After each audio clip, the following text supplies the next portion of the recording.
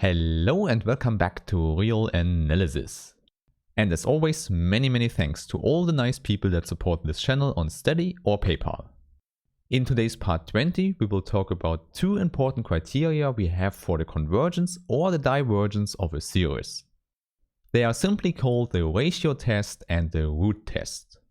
In the best case scenario, they answer the question if a given series is absolutely convergent. Here, please recall, we have already learned in the last video, if we have a convergent majorands, the series is absolutely convergent. This is known as the comparison test. The only problem here is that we really have to find such a majorand. Therefore, we might try to use some series where we already know that they are convergent. For example, we already know the famous geometric series. As a reminder, let's state the fact again which holds for the geometric series. We know that summing up the powers of q gives us a convergent series if and only if this q is in the absolute value less than 1. We need this fact for real numbers q, but I can tell you it also holds for complex numbers q. This is good to know in the case that you also watch my complex analysis course. Okay, now here we will apply the comparison test by using the geometric series. And let's put all of this into a proposition. So if we find an index n0 and a number q which is in the absolute value less than 1, and with the property that the absolute value of ak is less than q to the power k, for all k greater or equal than n0, then the series ak is absolutely convergent. This is simply the majorand criterion from the last video. And we just use the convergent geometric series for the majorand. Okay, we can change it a little bit because we don't destroy the convergence when we multiply the series with a constant. Therefore, we can simply introduce a constant capital C here and we have the same result. Now again, this is simply the majorand criterion, which might be helpful if you want to check for convergence. Still here, you have to find a suitable q such that this inequality is fulfilled. Therefore, it might be psychologically helpful to rewrite the whole thing. And one possibility leads us to something we call the ratio test. There, we just have to calculate a quotient. Namely, we just take ak plus 1 and divide it by ak. And if this is measured with the absolute value less or equal than q for all k, then the series is absolutely convergent. For some examples, this can be very helpful when you can calculate this fraction, or when you can estimate it very easily. Of course, for the correct formulation here, we have to choose our n0 again and the number q. In order to make this formulation simpler, we can just choose q between 0 and 1. Because obviously a negative q won't work here. However, please keep in mind 1 is excluded here. Okay, so we want this inequality here eventually, so for all k greater or equal than n0. However, we can only have that if the denominator here is always non-zero. Hence, to be correct, we have to include this information here as well. Now, before we do an example, let me show you the proof of the ratio test, which is very short. Indeed, we have already all the information we need. In the first step, let's multiply this inequality with the denominator. Then we get this nice inequality, which holds for all k greater or equal than n0. This means we can apply it again on the right hand side where we have the absolute value of ak. In other words, we have here q times ak minus 1. And then we can do this again and again until this index here is n0. I just say you can do this inductively because the formal proof would be a proof by induction. Okay, and here we just have to count how many steps we have, so how many factors q we have. And it turns out we have k plus 1 minus n0. Of course, we can just rewrite this if you want with the correct factor k plus 1. Simply by dividing with q to the power n0. There you see, both things together gives us this power back. We do this because now this whole inequality, left hand side and right hand side, is of this form here, where our constant c is simply this fraction here. However, this whole thing now means that all the requirements of the majorand criterion are satisfied. Hence we can conclude that the series is absolutely convergent and we have proven the ratio test. Okay, so now let's demonstrate how helpful this test can be with an example. Here let's consider the series with 1 over k factorial.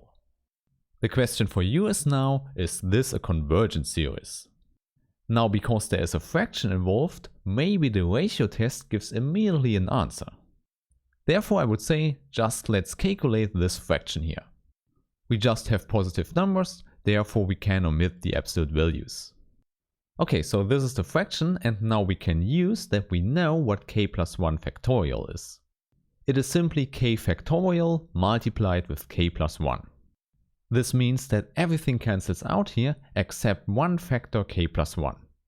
And the crucial thing here is it's in the denominator. Therefore we immediately see this is always less or equal than 1/2. Hence this 1/2 is our q and n0 we can choose as 1. Of course if you would choose a larger n0 you could choose a smaller q. However, this is not important. The important thing is that you can choose q less than 1. And of course, 1/2 is a good choice here. Okay, and there you see, we are already finished. The series is convergent. Now, before we go to the next test, I should warn you that you really should be careful in your calculations. If you just show that this fraction is strictly less than 1, this is not enough. Of course, it looks similar to the inequality we want, but please note it's not the same. And also you already know a good example for this. Namely the harmonic series, which is divergent. Okay, with this in mind, let's go to another important test, the root test.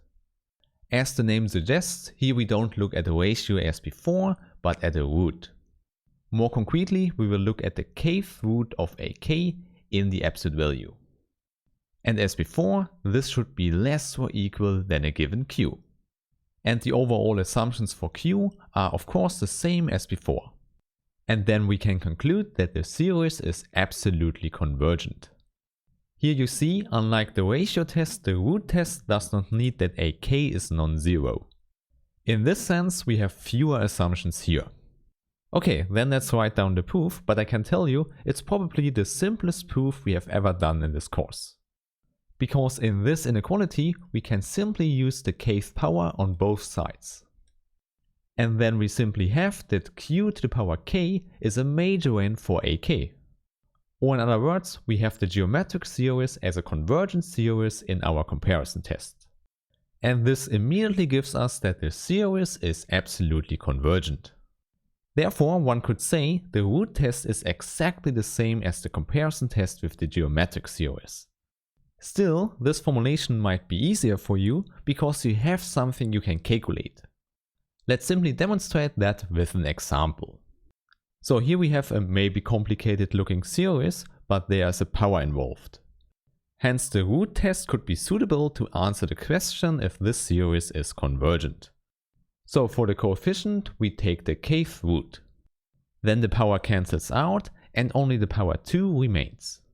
Hence we only have the fraction 9 over 2 plus k, which is less or equal than 9 over 10.